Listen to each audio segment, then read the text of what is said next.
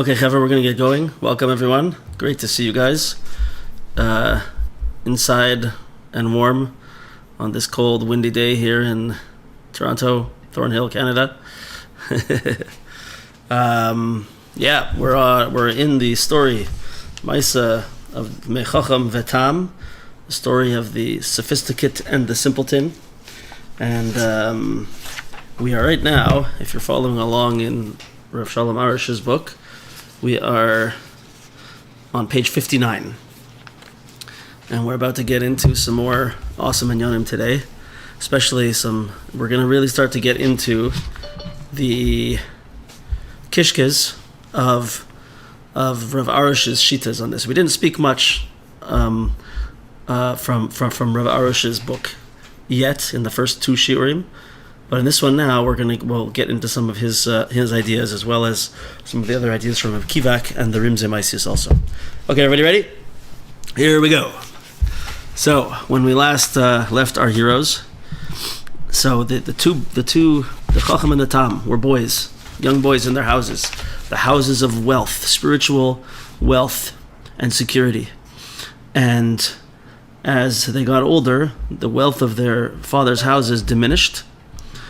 And the one brother, the one boy, the Tam, the simpleton, he maintained his connection and his desire to be connected to the way that his father taught him, to the way of Tamimus.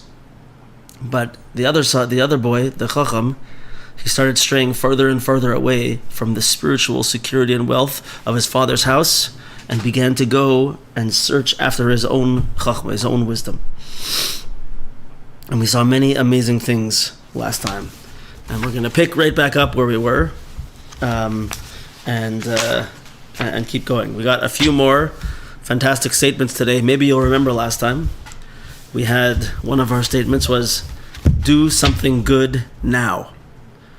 Do something good now. Don't worry. Don't think too deeply about, if I'm not doing it perfectly, if I'm not doing it on the highest level, I'm not doing it to the absolute best way that I could.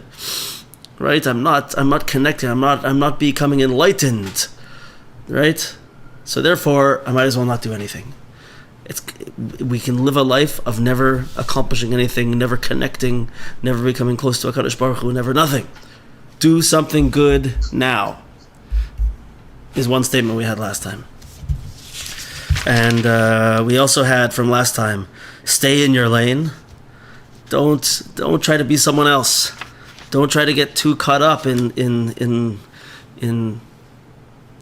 different understandings that are meant for someone else. Don't try to get too caught up in where if I see that person seems to be smarter than me. That person seems to be tapped into something else. And we could be pulled after 500 different people in the world by behaving like this. Stay in your lane. Stay where you are. In a similar way, we saw also that the Chochom, he was looking for a job, right? And he was not happy. He was not good. He wouldn't accept a low-level type of position. He couldn't accept menial jobs. Right? He said, no. I have to find a high level job. And if I don't have a high level job, then I can't do it. And as a result, he ends up doing nothing and accomplishing nothing. Right? So one of the things we have to do is stay in our lane. Where am I right now? What are my abilities? What did Hashem give me right in front of my face right now that I can do? Stay in our lane. Stay in our lane. Do something good now. Those were two of the main statements that we had last time. So today, we're going to go to the next step and the next level. So we remember that the Tam, the simpleton, he became a shoemaker. And one of the inyanim of being a shoemaker is that he just makes one day he makes one shoe. The next day, he makes another shoe. And that's all he does. The next day, he'll start a new pair. He'll make one shoe, then another shoe. And in this way, Rabbi Nachman is teaching us this beautiful importance of just going one step after the other. Not being too involved in what's going to be the ultimate outcome. Right? We know the outcome is not up to us. right? It's even loya leinu ha-malacha ligmar. We're not even expected necessarily to finish the job. Sometimes that kind of thought is for the creator of the world. He knows the end of the story. We don't always get to know the end of the story, right? We don't get to know the end of the story. We don't even get to know, where the tikkunim are going to come from, where the sparks of kedusha are going to be elevated from. We don't always get to know. What do we have? What do we know? One foot after the other. I'm going to do something now, and then next I'm going to do something else. I'm going to keep moving, keep working, keep going. That was the Tam. The beautiful, beautiful Tam. Okay. So, not like that. Mashein Kain. I'm reading now from Rav Kivak here, and we'll get to the next part in the story. Mashein Kain. 1 second. So what does the Tam do? Not like this. Mashein Kain Tam. Af shebevadai tzorech lishoy des maisav. We're not saying that you don't have to look at what you're doing. You don't have to think about what we're doing. We don't have to make plans. We don't have to judge ourselves. We're not saying that at all. But aval lemaisa hu chai b'simcha, kamoy shematzav b'zois hasha. Just like the whatever is going on in his life right now. Baruch Hashem shezeh lo yoser garua. Baruch Hashem, it's not worse than it is right now. B'gashmias b'tzar harchavasli b'ruchnias azamar l'kai ba'oidi. Right? If things are difficult with parnasa, things are difficult with gashmias. Okay, it's hard, but you know what? At least I'm here. At least I am where I am right now. And with ruchnias, if I'm struggling with my avodas Hashem, with my learning, I'm gonna look for my good points, for my nekudas tovos, and I'm gonna find where I am doing something good, and focus on that. Baruch Hashem, yesh bi tov. Baruch Hashem, there's something good about me. I do have some good in me, at least. Zeu klal oratam. This is the light of the Tam. Awesome. Okay. So it says like this: V'zeh Tam shomer al habeis av ha'asher. He remains connected to and guards his connection to the house of his father. So too, anyone who serves Hashem with tamimus, with simplicity,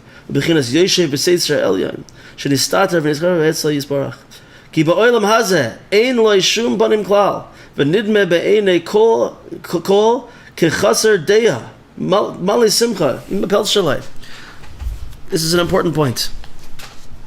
We can't be afraid to be happy with the simple things that we have in our lives.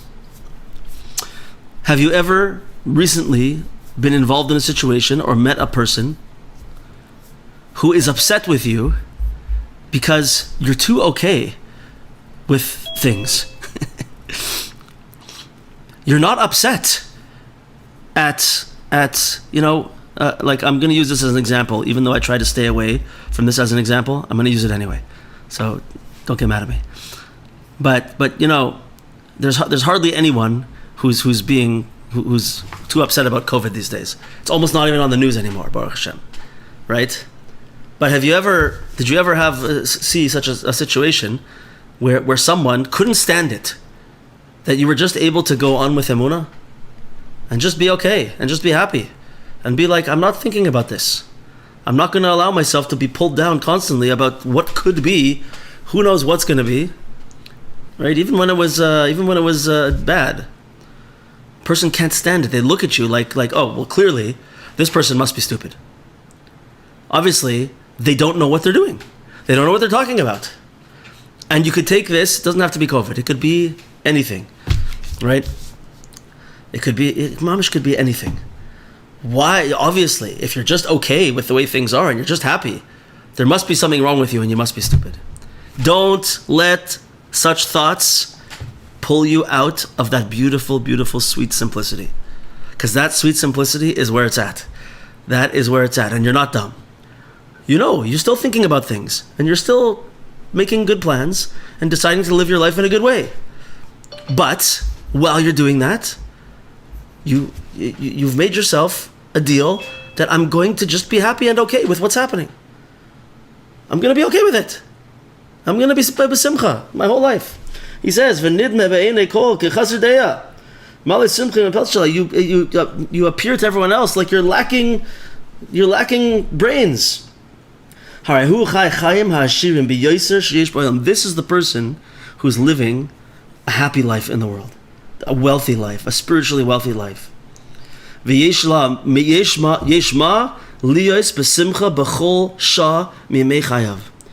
always something to be besimcha about, to be happy about, every day of a person's life. This is the main purpose of our avodah. Lirois b'chol yom v'shah lios b'tuv u'b'simcha, to always be happy and besimcha. And he says, "Ve'ikar hasimcha hu b'chinas ratzan." The main simcha is this aspect of the shoemaker. What does it mean? He takes this piece of the skin of the Bahamiyos. She'ein simcha gedola mezu u'bezehu oizev es ha-dimyonos shemafate moisei lachshav machshavos tadiyos imatzliach. He's not thinking about this, the shoemaker. Am I going to be properly successful? Are my shoes gonna get the right level of connections on Amazon? Is my Amazon store going to have enough views and enough support, and are people going to share it, and is it going to go viral? Are all my things going to go viral so that I'm gonna and what's going to be my next thing? Because I can't just keep doing this forever, right? I need to think about what's going to be the next business and right? Not like that. What's he doing? He's taking one piece of leather today, he's tanning it, he's dyeing it, and he's making it into something today. Not that we all have to be shoemakers, but we all have to take that thing that we can work on, that we can do right now, and do it with simcha, without worrying about what's going to be in the future. Not worrying, you know what I mean.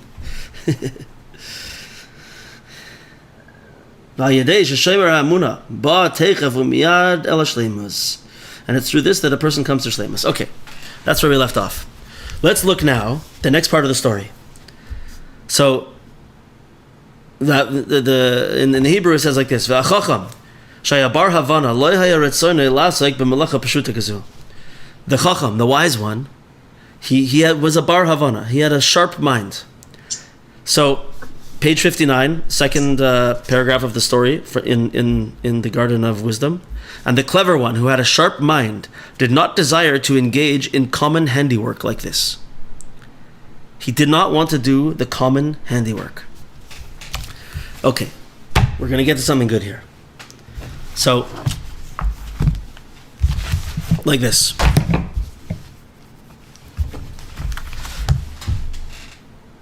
The Tam understands that he has to live with simplicity. He has to work right now. He has to do whatever he can right now.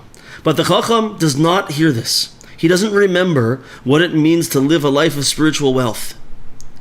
And he cannot stand to do something that doesn't fit his honor. He holds himself, because of his intellect, because of his sharp mind, that just was something that Hashem gave him. He didn't do anything, right? He holds himself to a level, and he says, because I'm smart, because I'm a bar havana, I deserve to do things befitting of my level of intellect. It has to fit my honor, whatever I'm going to do. And this type of simple thing is not for me. Right? So he begins, Chochom, kol nefilosav, all of his fallings, his descent. He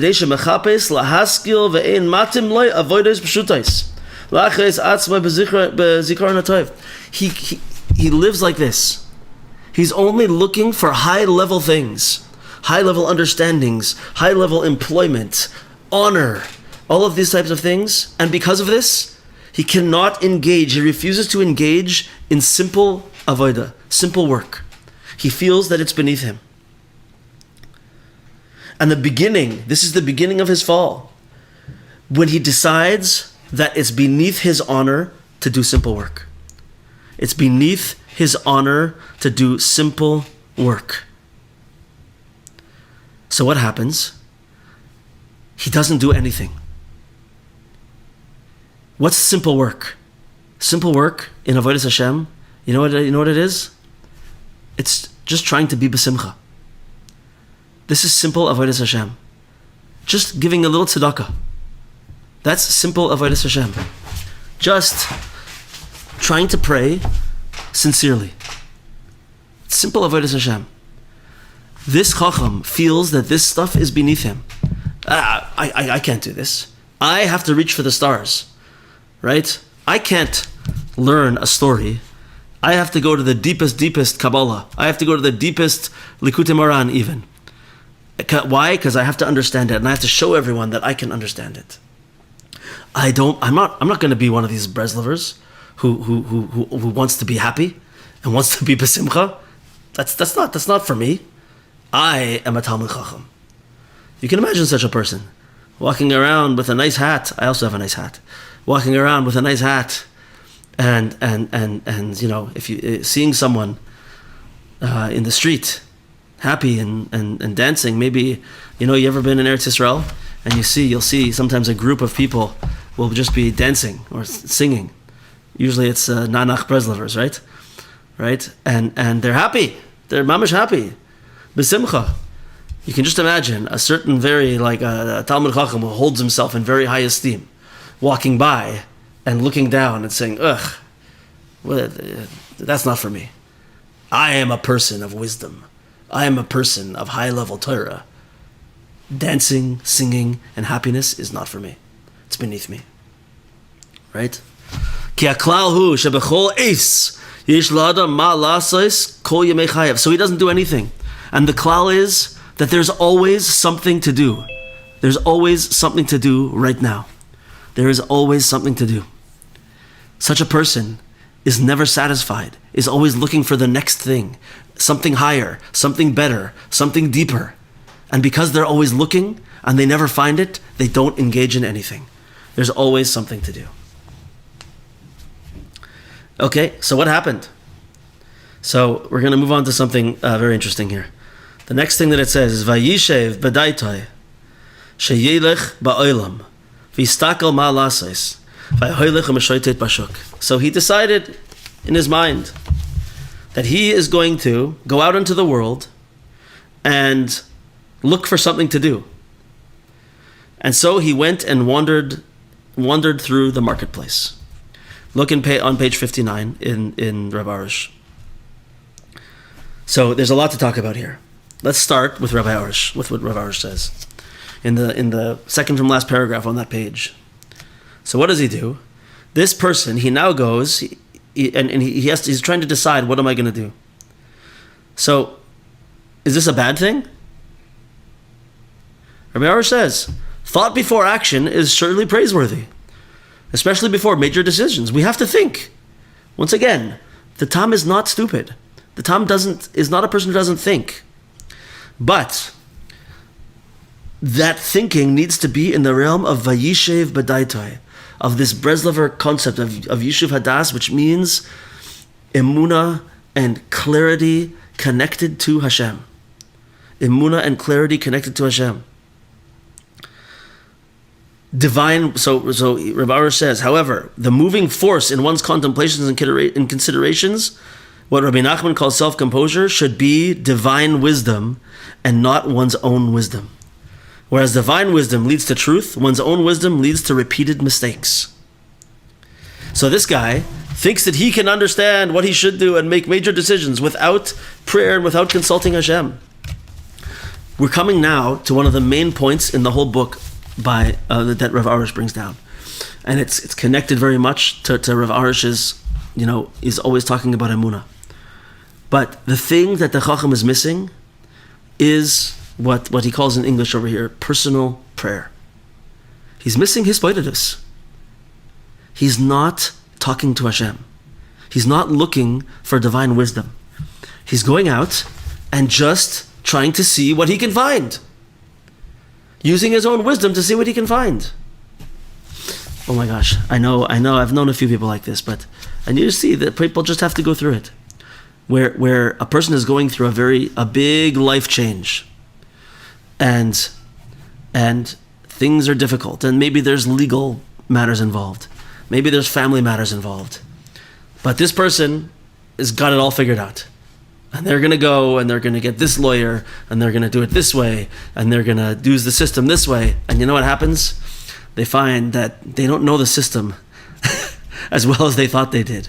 They didn't ask people with experience. They didn't ask advice of someone wise. They didn't go and do hisbodedus and see what should they really be doing and how does a person of Emunah guide themselves through such a situation. They just go in and the system eats them up and throws them out, and they've lost money and they've lost friends and family members and all kinds of things, and they end up coming back in the end and looking for people who they can ask for advice, wise people. They start looking inward and maybe starting to talk to Hashem because they realize that their own seichel took them down terrible pathways, right? This is what this person does. You know how we always call emunah calm confidence? Calm confidence.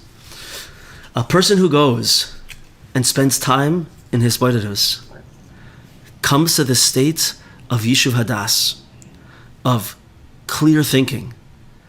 I've spoken to Hashem. I've been searching for divine wisdom, and he does it in a way that he's not forcing his own intellect.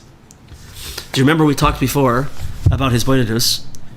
Has anyone done hisbodedus before? Went out, spent time alone, and talked to Hashem, but it didn't work. And things I've been trying, it's not working. It's not happening. So one of the things is, that we see, Rabbi Nachman says, is hisbodedus requires, very importantly, bittul. Self-nullification. What does that mean? It means we have to understand, remember this? Sandra, I told you this before? People think, not about you, but people think that hisbodedus is me going out and telling Hashem what he needs to do for me. Right? Hashem, I know what I'm missing, and you need to give it to me. Why aren't you giving it to me, Hashem? Right? That's not bittul. That's the opposite. That's absolute ego. And if a person, even if they're in hisbodedus, trying to talk to Hashem, but it's all from a place of ego and lack of bittul, it's not going to work. So Rav Arush says, the bottom of page 60, as soon as a person makes the first move to go out on his own in the world, he must be honest and acknowledge his inability to know what's best for him. He should turn to Hashem and say, Master of the world, I have no idea what's best for me, or which path in life I must pursue. Even the things I like to do, who knows if they are my mission in life? I know I'm subjective, and all I have, and that I have all types of bodily urges and appetites that cloud my decision making. So please lead me on the right path. Please help me perform my mission in life. What a different perspective for a person to take. To say, Hashem, I don't know what the right path for me is necessarily. I know I have to think about it. And I know you gave me different abilities, and those come into account. But I'm always looking for the Ribono Shalom, for the Master of the world, for Hashem, to guide me. And even if I don't, at every moment of my speaking with Hashem, get a clear answer, I'm putting myself on that path, that it's not all in my own brain. It's not all in my own intellect. I'm looking for Hashem. I'm looking for Hashem's guidance, and I will get it. I will find it if I stay on that path. But if I don't, and if I just go after my own intellect, I'm done. I'm mamish going to be done. Oy vavoy. So it's humble. It's humility. It's being humble. It's working on bittul and knocking down the ego, and just being open to HaKadosh Baruch Hu, being open to the guidance of Hashem. This is the pathway of the Tam, and this is where Rav Arush takes it at this point. So he asks another question. You're going to ask me, right? One of you is thinking this right now, and you're going to ask, hold on a second. But Hashem gave me things. He gave me abilities. And He gave me desires. Why do I have these? Am I just supposed to completely ignore them? Like, what? I have these things. and I know about them. Shouldn't I think about them? Right? So he says over here, Hashem gives us affinities. This is page 61. Hashem gives us affinities and talents that, when used correctly, channel us in the direction that's optimal for each of us. When used correctly, channel us in the direction that's optimal for each of us. Therefore, a person should not dismiss or disregard their personal preferences. We all need to do serious soul searching to determine if our personal inclinations are the result of bodily lust or of one's true heartfelt desire. For example, everyone must ask Hashem for help in making accurate decisions, such as, Hashem, why do I desire to go to medical school? Do I truly want to cure people and help relieve suffering in the world? Or do I simply desire money and prestige? Please guide me. That's like a pretty superficial understanding, like a situation, right? But we all experience these all the time. We're always being pulled by our desires, by our bodies, by our thoughts into different places, and we always have to think: what am I doing here? Where am I following the right path? Am I using the thoughts and the desires that Hashem gave me in the right way? Wow. So many ideas, so many ideas. So we have to follow these things. They're there for a purpose. Another good example might be, let's say you have a family, and there's a parent. Both parents work. They both work in jobs, okay, and they're both high achieving people, both in business, and they find that they're really being pulled away from the family a lot. They have to spend so much time at work all the time, but they also see that it pays off. They're both really good, so the more time they spend at work, the money is rolling in. They're making millions of dollars, and so they say to themselves, "Well, listen, you know what? We're making millions of dollars, and we're going to give tzedakah. We need to make this money because we need to be able to support the community." Right? That's what they say to themselves. It's a divine mission. I have to go make money, and then I have to set up a foundation, and through my foundation, people are going to come, and I'm going to be able to help all these people who need tzedakah, who need donations, who need money, with food, with healthcare, with everything that they need. Right? It sounds noble. It sounds like a good way to go. And you see, Hashem made them successful and gave them the talents and the abilities to do this. Right? But maybe they didn't think enough about, what am I here for? Are my children getting enough of me? Am I spending enough time with my children? Am I guiding them in the way they need to be guided? Is the fact that I'm going to make all this money and save the world, is that my main purpose? Or do I need to give more time to my family? Right? Where is my lane? What lane am I supposed to be in? What lane am I supposed to stay in? Right? Am I setting up a foundation? I'm making millions of dollars. Am I setting up a foundation now because I really want it to be the most able? I want there to be a system set up that money can get to people who need it, and that there's a fund, and it continues to grow over years and years and years and years, and there's always money going to be there, and it's going to be great. Or do I really, really want that it's going to be the Rabbi Avraham Gislason Foundation in on the sign? Is that what I want? Right? If I'm making the foundation, I have to name it after my family, right? It has to have my name on it. It's just to make sense, of course. But really, that's not why I'm doing it. Are you sure that's not why you're doing it? That requires hisbodedus. It requires a person to talk to Hashem. Am I doing the right thing? I know this is a crazy discussion because none of us are making foundations, right? As far as I know, anyway. But this is the type of thought. Am I doing the right thing? I want to tell you a quick story that I heard from Rabbi Moshe Weinberger. This story, I love it so much. It's so sweet. So he tells the story like this. I got that, Yaakov, yet. Mitzvah Hashem, there'll be 10 foundations in the future. We'll all be giving away tons of tzedakah. So a story like this. When Rav Moshe Weinberger was a kid, and he was in university, college, in America. And so it happened to be that at one point in his university career, he was having a hard time. And he was struggling with something.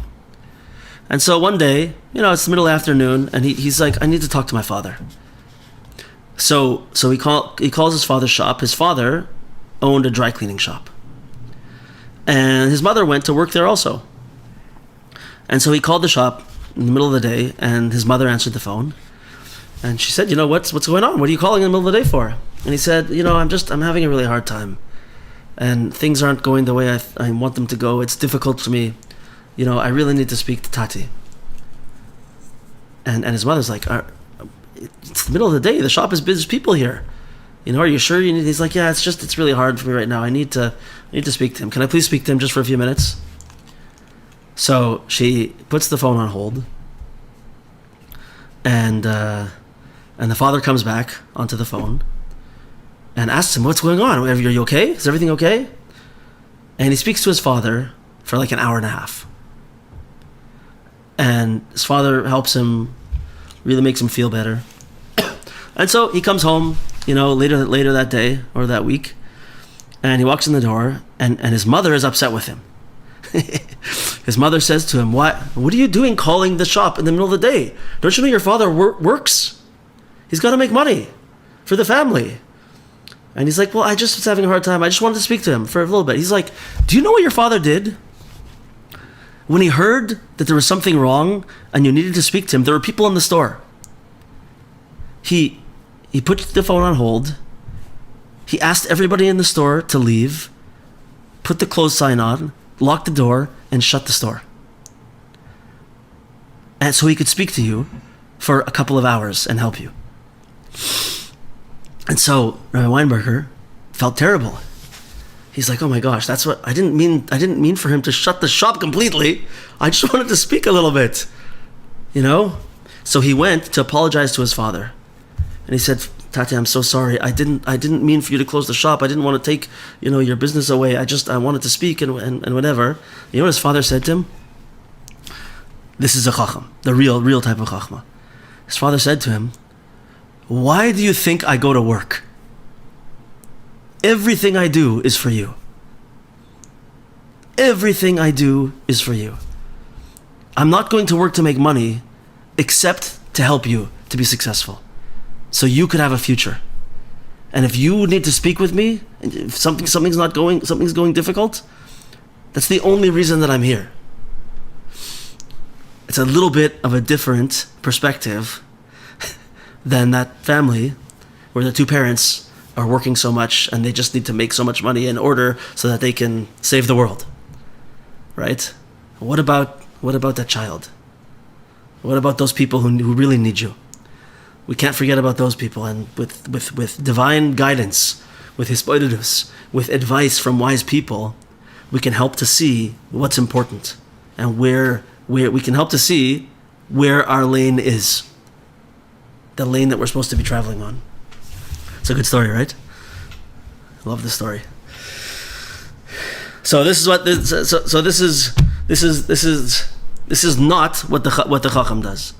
The Chochom does not go and engage in trying to become more and more humble. The Chochom does not go and out in the forest to engage in contemplation with Hashem. He doesn't go and seek out people of wisdom to help to guide him. What does he do? He goes out into the world to look, and goes and hangs around in the market to see what's going on. He goes, what's the translation that he says over here? Mistoivev bashuk. Wandered through the market. I'm going to see what he can see. That's it. I'm going to see what I can see. Let's hear some of the wisdom of Rav Kivak over here. So first of all, the shuk is a makom chitzonim. Shalom tzarich laredes kedei levarer habiruim. That's where you have to go in order to figure things out. Vein makom lechapes anashim. It's not a place to look for people. V'zeh hachacham yored l'shuk lechapes. Ubazeh yesh lizar me'oid. Shechochmas adam tevienu lachshev me'atachlis shel kol davar. A person has to be extremely careful that when they go into such a place, they're not just wandering around trying to see where's the wisdom. What can I find? What is there out here? Rather, to be looking for the tachlis shel kol davar. What's the tachlis shel kol? What's the purpose of everything I'm experiencing right now? Listen to these few words. Ma ritzoni achshav bekach. A person should always think, what is my desire with this thing that I'm connected to right now? What is my need, my desire? What do I want from this right now? What am I doing here? Im eino yadaber, and if eino yadeya, if a person doesn't know, adaber mishu sheyazar li, I'm going to speak to someone who can help me. V'yilmad oisi ma'alasos linyan, and can teach me and help me to figure out what's the right thing to do. Veloy stam lehistoivev, and not just to wander around looking. Loy stam lehistoivev, wandering around, aimlessly searching for who knows what. This, right now, is a plague of our generation to such a great extent. It's unbelievable how powerful this is. If I change the words a little bit, so I have a new sentence for us. You ready for this sentence?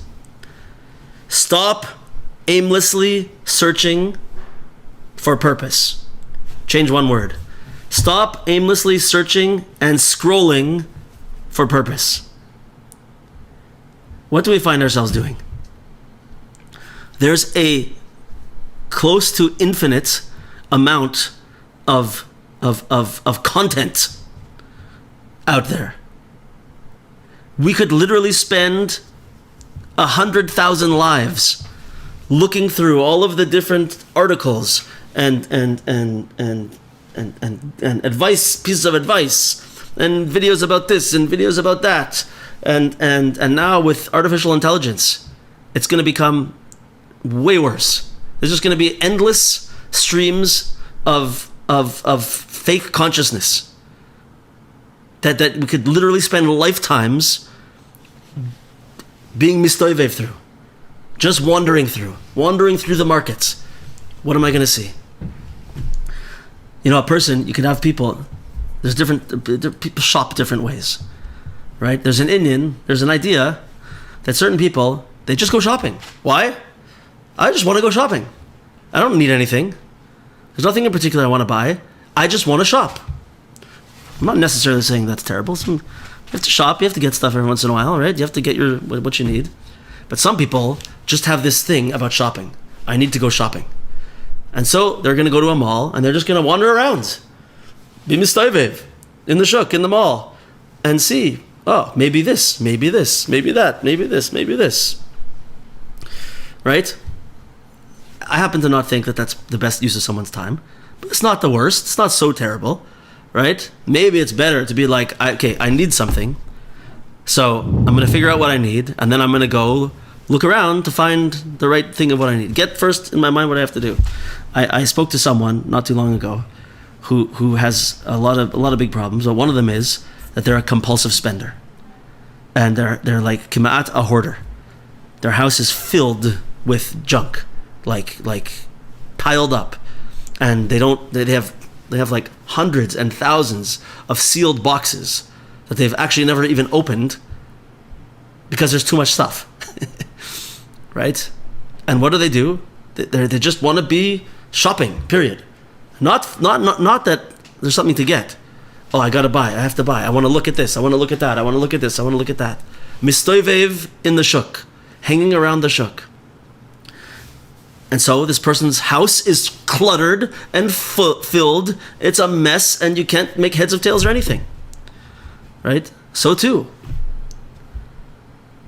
I mean, obviously, the idea that this person should have in their head is I shouldn't just go and buy more stuff If I need something, I should go and get what I need. But my house is filled like feet high with junk piles. I shouldn't go buy any more stuff, right? Makes sense? Obviously. We do the same thing with our intellect, with our emotions, with our spirituality. We're just looking everywhere. And we're like, oh, maybe here. Oh, wait a second. Someone else just told me about something that sounds really exciting. What if I miss out on that? You know this term of fear of missing out, FOMO? It's a huge problem.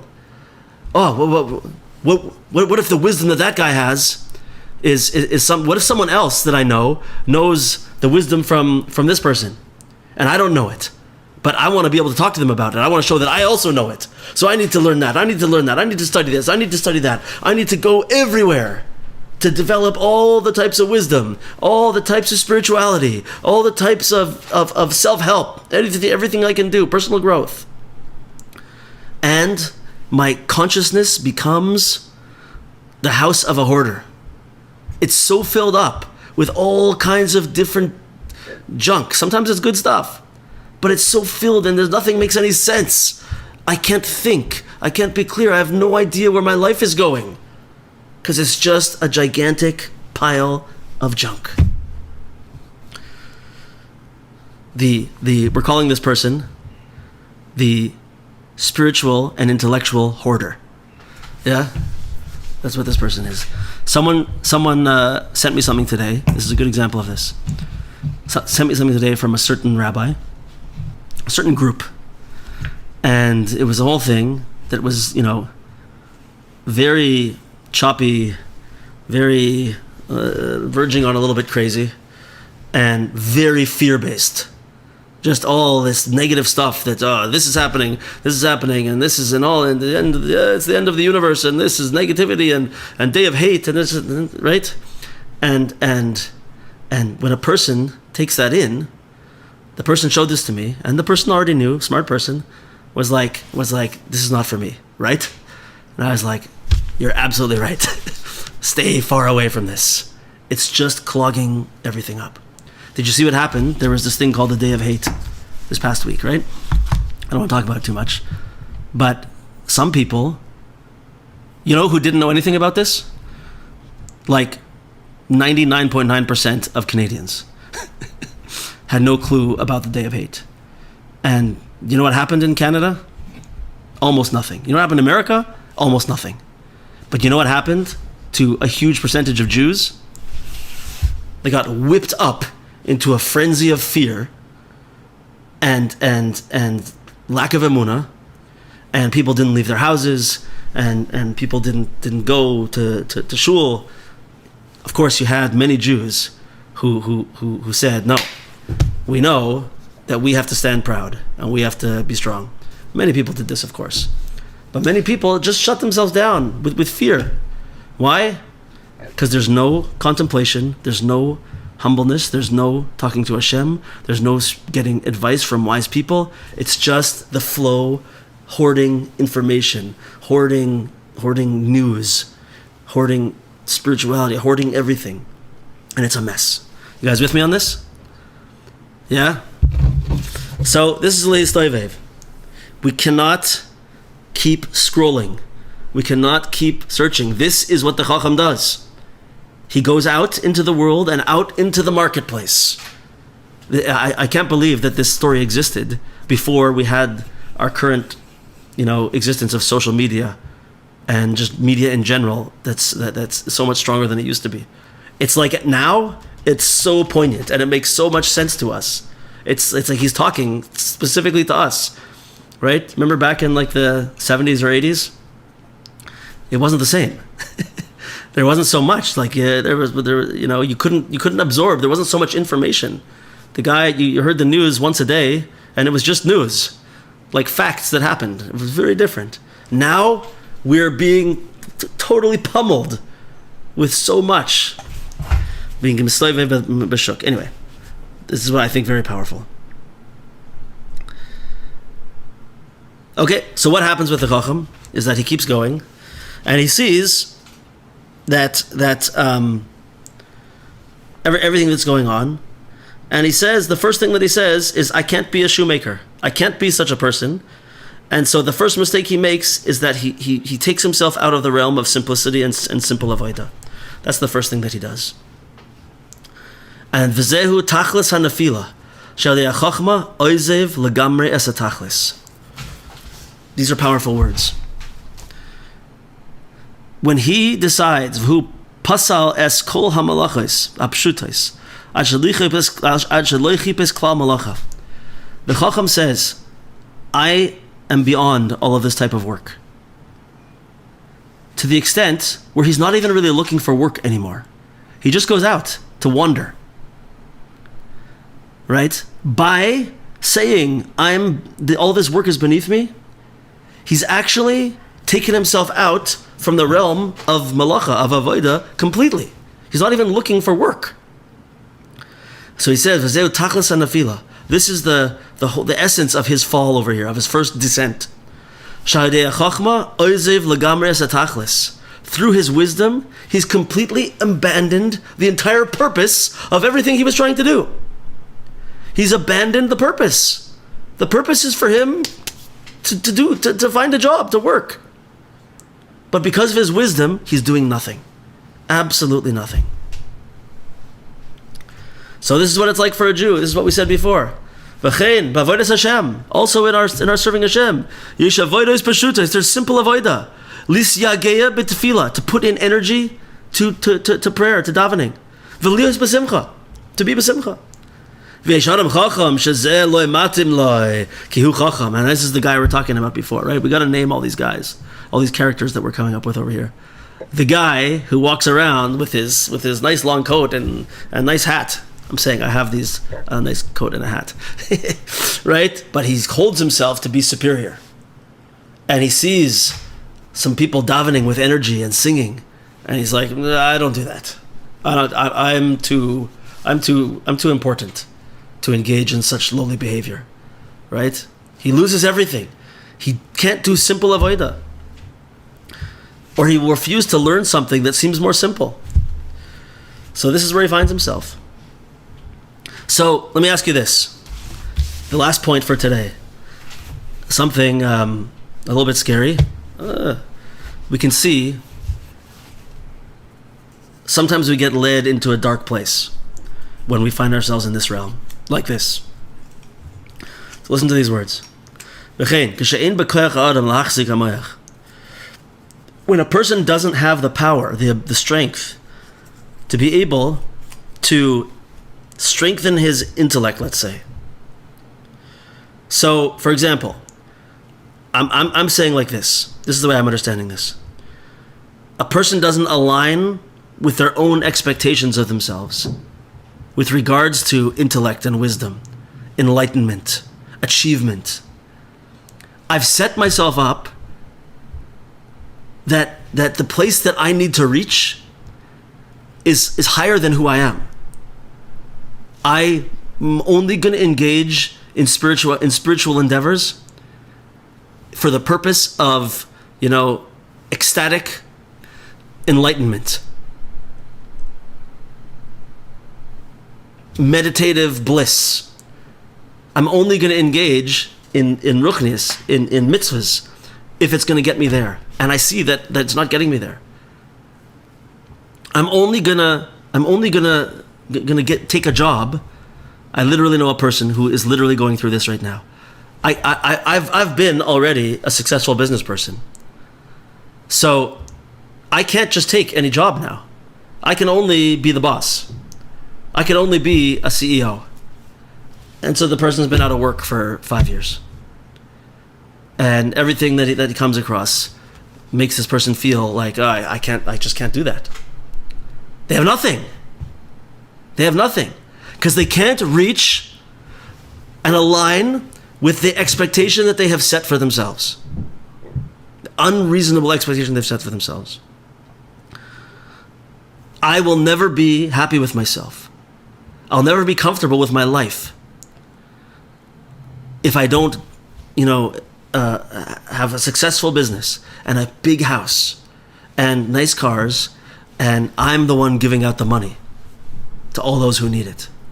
If I can't do that, I won't be happy. And if I'm not there, I feel so bad about myself, and I'm angry at Hashem, and I'm angry at all the people, I'm blaming all the people who I feel are holding me back and holding me down. Right? So this person, there's a big gap between where they expect to be, where they feel they need to be, and who they are, and where Hashem has put them.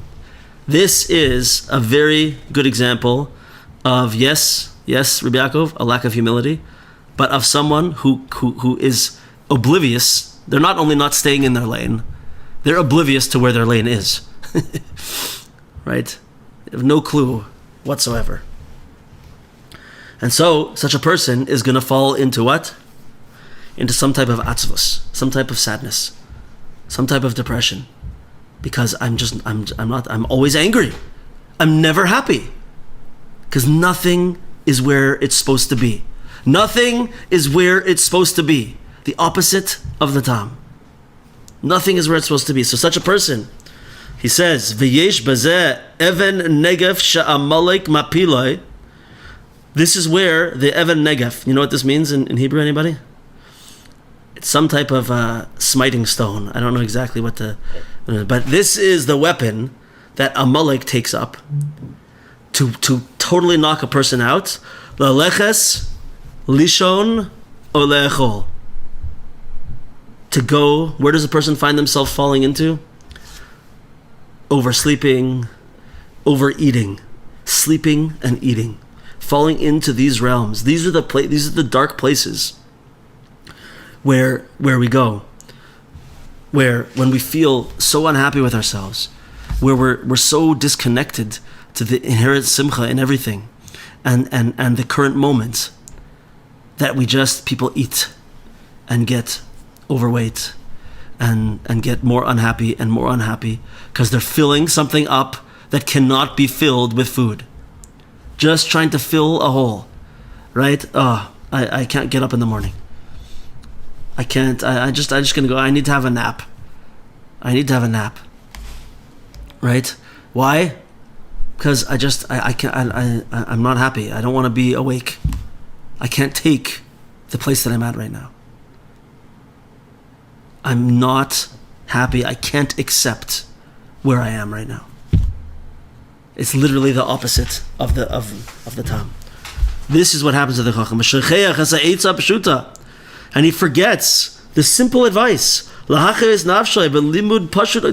just do something simple. Learn something simple. Give a little bit of tzedakah. Just do something nice. Just do something good.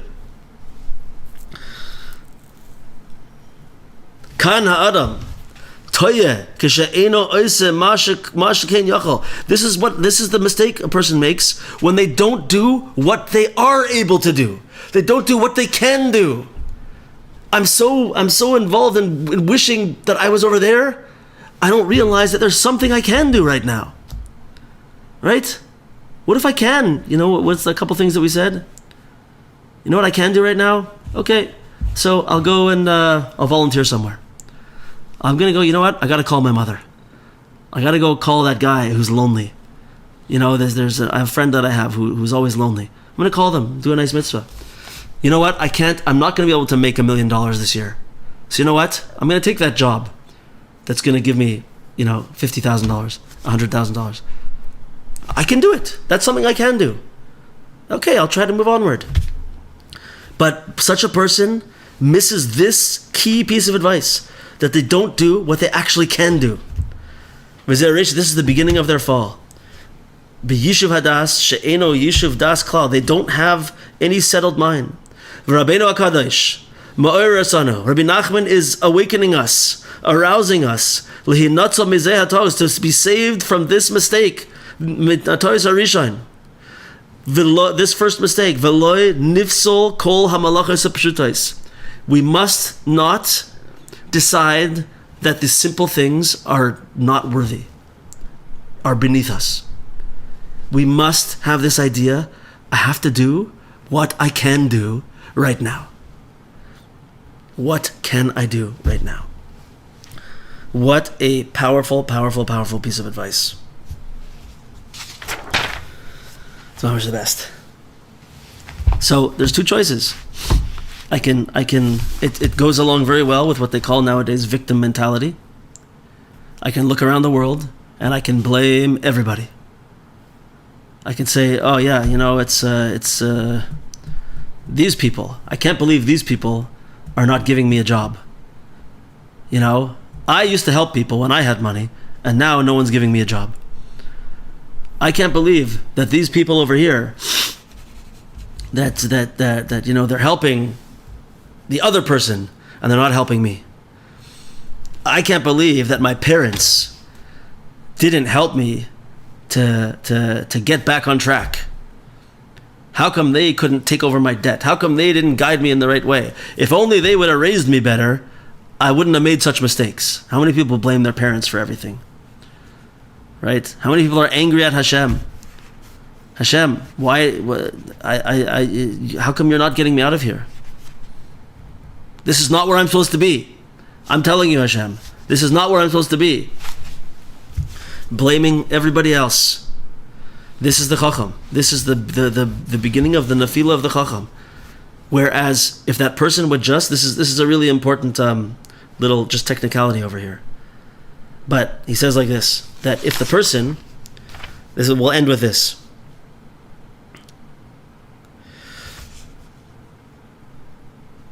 A person has to think about what they can do in their life. Has to plan to be successful. Okay? It's good and important to think about, what am I going to do with my life? It only works if, until you find that, until you figure out what it is that you're supposed to do, until you have that clarity.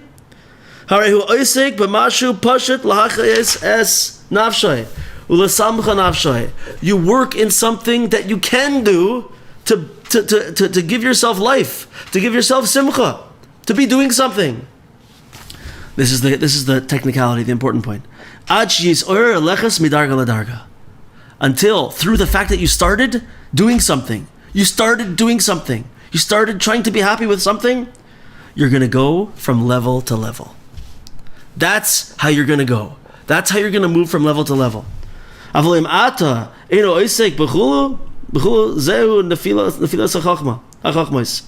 if you don't do anything now, you're not oisek beklum. This is the descent of this type of chachma, and it's going to ruin your lives. And he says, this is mamish awesome. This is why Rabbi Nachman says he went to the shuk. The shuk is the place, makom chitzonim, but it's also the place where things are purchased and acquired, and things are taken. And he says, Shabal Davar, the Satan, the Yitzhahara, the Satan, Oise Itoy Mischar, begins transactions with him. The Satan begins transactions with him.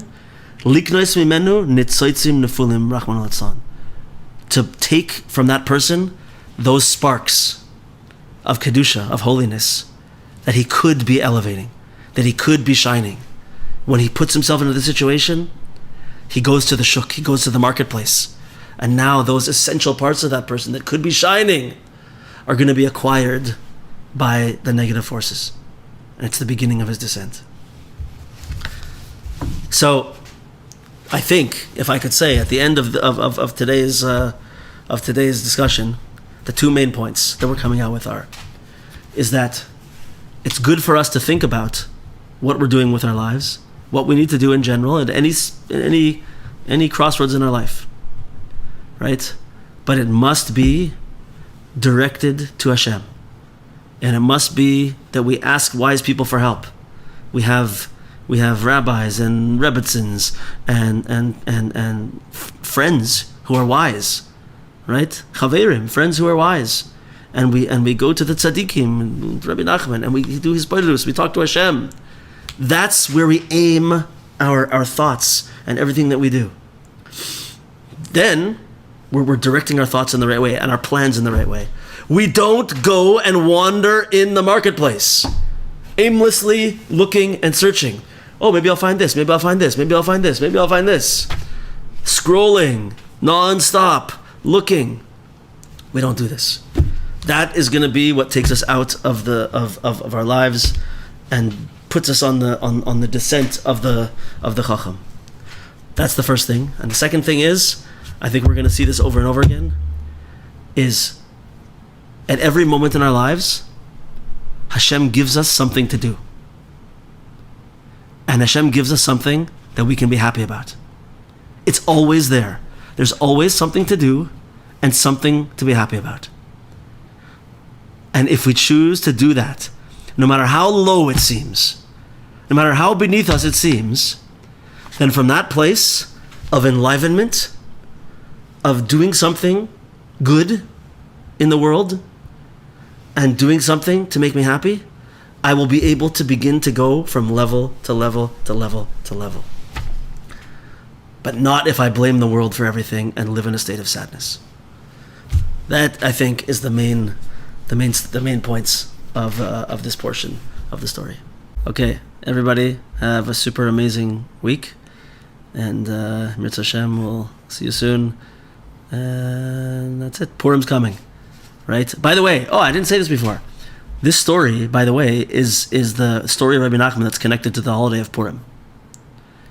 Because, of course, Purim, we say, Chayav inish levesume ad deloy yada bein arar Haman the Baruch Mordechai. Ad deloy yada. The whole essence of Purim is to get to a state where we don't know. And the whole the not knowing of Purim is the not knowing of the Tam. Right? It's not being stupid. It's the not knowing. It's the not knowing what I don't need to know. Anyway, we'll in Mirza Hashem, we'll as we go through, we'll see in much more depth how this connects to the holiday of Purim also.